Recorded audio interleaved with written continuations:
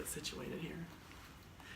Hey guys, well, we're nearly at the end of February, and I'm back with my favorite therapist, Cary Scott Counseling, and we're going to start our 3-part series on depression. And I know that that's not upbeat, that's not fashion, that's not beauty, but you know what? This show is about real issues with real women, and I know for a fact I've gone through depression. I fought it my whole life. My grandmother's fought it. My dad has fought it. So my sister has fought it. Like, we all have it kind of in our family. And so anyway, I know that I mask it, and I was, I don't know if I was taught to mask it or I just did that initially, but even when I was unhappy, I looked happy. Even when I didn't feel like doing something, I did it, and it caused anxiety. It created panic attacks in me. It created over shopping, overspending, a lot of things that actually you have this problem, we need to deal with it, but then instead of dealing with it, we try to use other things to make us feel happy, then we create more chaos and problems in our life. And so I wanted to talk to Cary about it because I feel like we all kind of go through that. And you know what? At the time, I didn't even know I was depressed. Right. Until I talked to a counselor, and she was like, well, you had 3 panic attacks in 1 month. And I was like, wow. I wouldn't even looked at it, until we started talking through it. And that's a serious sign, but I kept trying to go on. Trying to go on and keep it together. You're a mother, you're a business owner. You have stuff to do. We don't have time for tears. We don't have time to... No time for tears. Yes, there's no time for that. I like that. So Cary is going to kind of talk about what are some red flags we can, if we feel ourselves, you really need to stop. You can't ignore these signs. Right. Well, and what you're saying is absolutely true, and that we get overwhelmed and we push and we push and we push and sort of suppress and then find ways to self-medicate, like you were saying, whether we go shopping or, doing other things, we start drinking more, whatever. And then we realize, wow, my life is out of control. How did I get here? And so everything that you described is obviously one of the good indicators that something's not right.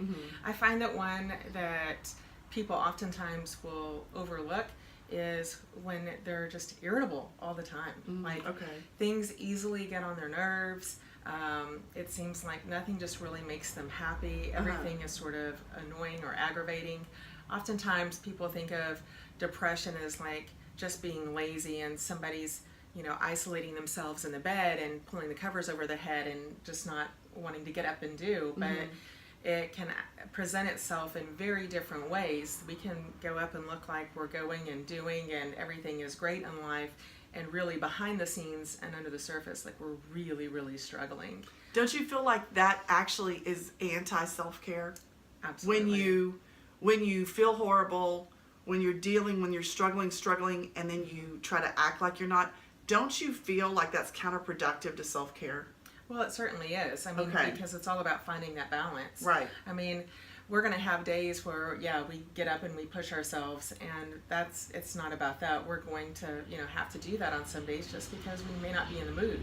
But I would say it's important to know that if you are going 2 weeks and beyond and you're sort of in this irritable funk, or that you're just not really excited or looking forward to anything, that's also a good indicator. So if you're irritable all the time, and that's gone on for an excess of 2 weeks, if you find that you're just really not excited or interested, you're having to make yourself do things that you just don't find yourself wanting to do, that you normally would, that's also an indicator you want to look out for. So ladies, if you're irritable, which right. Someone could say boo to me and I'd be like, what did you say? Yeah. What? Wait a minute. And it's like, what is wrong with her? Exactly. Mixed with my thyroid issues, which thyroid also makes you real irritable. It's like, whoa, So, and then you feel like, what's happening to me? Am I hormonal? Am I going through the change, right. Kind of thing? So irritability, and then loss of interest in what you usually did that made you happy. You're just not interested. You're not into doing it. Things anymore, whereas you just really have to be making yourself do it for a long period of time. But I'm really glad that you said the piece about your thyroid and your health, because one of the first things that I will always recommend clients to do is go and have that blood work find out where your levels are, because there are so many things that can impact, you know, of depressive symptoms. Your thyroid is one of them. Huge. And so you want to look and see where your vitamin levels are, what the chemistry is going on in your body. Depression is not a choice. It's actually a chemical issue that's going on with your body. It doesn't Did always, you guys hear that? It's a chemical issue. It is. It's something that you got to get help for. You can't. You have to be proactive about it. Yeah, you have to take care of yourself. Number one, and taking care of yourself is getting yourself to a therapist and getting your blood work done and making sure that you have all your levels are okay. Yeah, that you can rule out some of those other things that can look or present symptomatic of that. Right. Sometimes it can be as easy as, hey, I'm deficient in my vitamin D. I just need to go out more. Or yeah. maybe I need to take or a supplement. magnesium. Magnesium too. is another one. So, you know, it's those things like that. While I'm not a doctor, I still know that these things, you know, affect our whole self, you know, and how we feel and engage day to day. Yeah. So those are good things. And depression doesn't always mean that you have to get on medication either. Right. Sometimes that's something that's really helpful and important to do when you just can't seem to get over that hump by yourself. But it's not something that's the only way. Right. Right. And part of that self-care is taking time to slow down. Sometimes I know at church they've talked about having a margin in life, and for so many years I didn't have a margin. You know, so I would just do everything, and I had no margins. You know, in your paper at school, you used to have those margins. Yes. You know, and I had no margins, and so I had no room. You know, having that, you know, working out, eating right, and sleeping, getting your good sleep. Is really important. Everything, and you know what else has helped me is like take a shower every day. I know it sounds weird, but like you know, when you get depressed, you don't want to dress up. Right. You don't want to take a shower. Doesn't seem like as big of a deal. You're like, I don't care. And you just go throughout your day without that fresh feeling. So you've got this emotional funk over you, along with just feeling nasty. Your funk of feeling yes, your physical, just, like your the your air pheromones. of the day, your natural body. Like it can just be very refreshing. Yeah, it can, but it is a very serious issue. I mean, we've had so many. You know, I know suicide's always been around, but we've had so many suicides, and so many people were like, oh my gosh, I thought she was okay. I thought everything was okay. She seemed like a happy person. And it's like, you know, we can't continue we have to have some accountability as a community for these kind of things, that we all look out for each other and say, are you okay? And we have to start making it okay to talk about it. Right. And I think that that's something else that's really important, is getting rid of those stigmas and just saying, hey, once again, this is part of just our overall health and well-being. We are all susceptible to it, and we need to start talking about it, because you're right. Suicide rates are high. World Health Organization has identified this as like the leading disease. That's over cancer, that's over diabetes, that's over heart disease. Right. So it's really out there. It's a real thing. It's not something that you just get over. And there needs to be support. You go to a doctor for a checkup on your cold or a sinus infection. You know, it doesn't have to be terminal, or you don't have to be crazy to reach out and just ask for help and get a little bit of support. Can make such a huge difference. Oh, for sure. Because if not, you know, you'll stay in those patterns of drinking too much, or eating too much, or shopping too much, or going out, you know, and, you know, through all different other kind of things. You can do anything too much and excessively, and it can hinder and hurt yourself, as well as hurt others, you know, in your family, you know, and people you don't even know, you know, and it's like, it's kind of an endless cycle, I guess, because I just worked, and everything just worked. So whenever I started having thyroid issues and started dealing, I guess, with depression, all I knew to do was, you know, I mean, I always went to church and prayed, but, you know, then I would just start, you know, kind of cutting loose. Yes. For lack of a better term. And just kind of saying, well, forget everything. You know, like, this isn't working, so I'm going to try something else. Well, then I created more problems in my life. And so it really is so important that we recognize these things. And with self-care, especially as mothers, especially as, you know, women that work with kids, or even women that stay at home get depressed. You know, it's like you've got to really make an effort to stop and take care of those issues.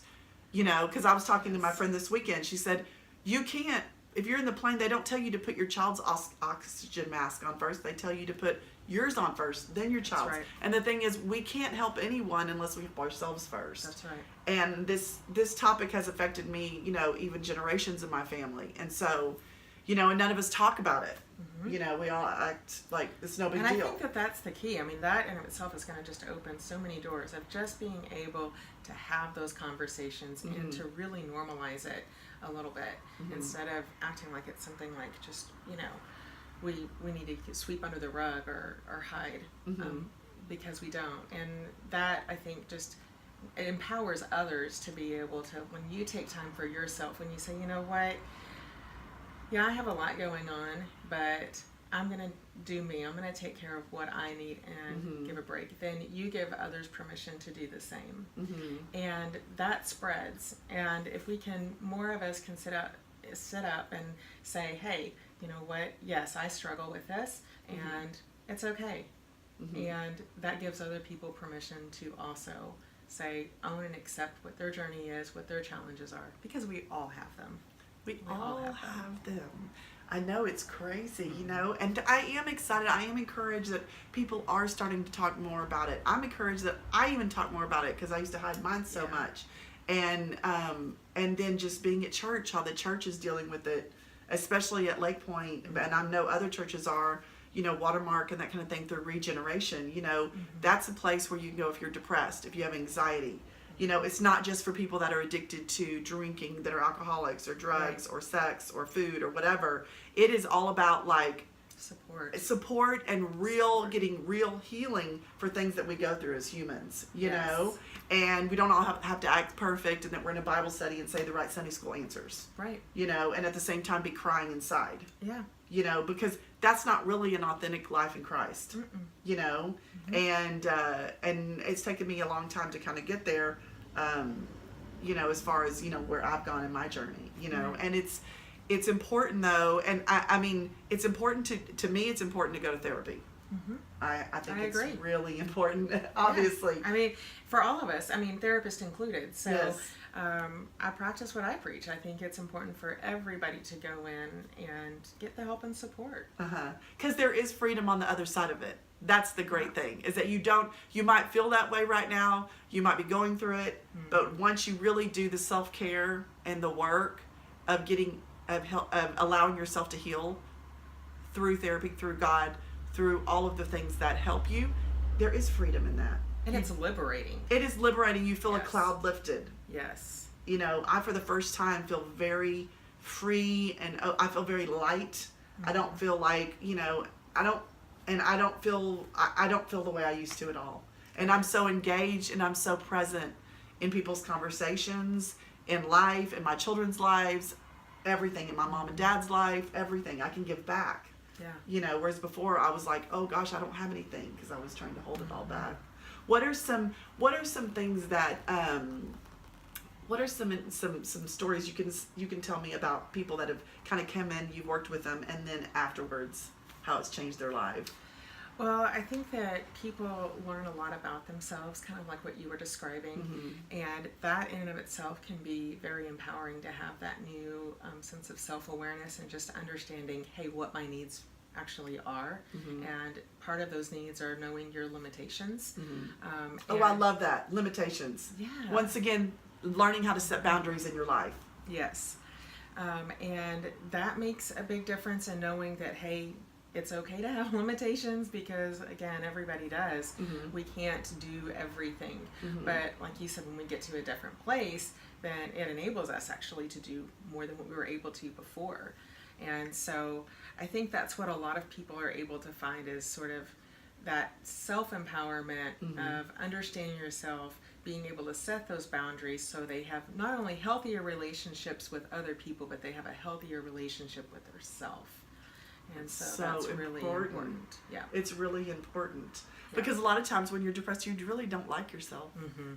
That's right. You're really your worst enemy. And you're also really being hurting able yourself. to trust yourself. I mean, that's part of it too. Being able to give yourself grace, to know that it's okay when we screw up, that you're, I don't know if the right word's entitled to screw up, but you're a human being. Right. And it happens. So, giving yourself grace and being able to say, okay, it is what it is, and you move forward instead of beating yourself up over it. And when we have that sort of inner critic going on for so long, that can really become a beat down too. Those are the tapes they talk about Those in your tapes. head. The tapes that play like, Yes. You're not worthy, you're ugly, you're fat, That's not good you're enough. stupid, You haven't done enough. yeah, look at them, look at Yes. you, kind of thing. You're It's not like all that, enough. You're not pretty enough. which is you're all just not enough. right. And the reality is you are enough. I love right that. now You're enough. in this very moment. You're totally enough. Yes, you're enough. And when you come to that realization where it's like, I like me and I am who I am and I'm enough, it's wow. It's mind blowing. It kind of frees you, you know. I mean, it sounds really simple, but it's not. Yeah, exactly. Because getting there, I think, is that journey that can be challenging. For sure. It's a simple idea, but to really internalize it and feel it within, not just to know it up here. Right. That's To the practice it process. every day, right? Yeah.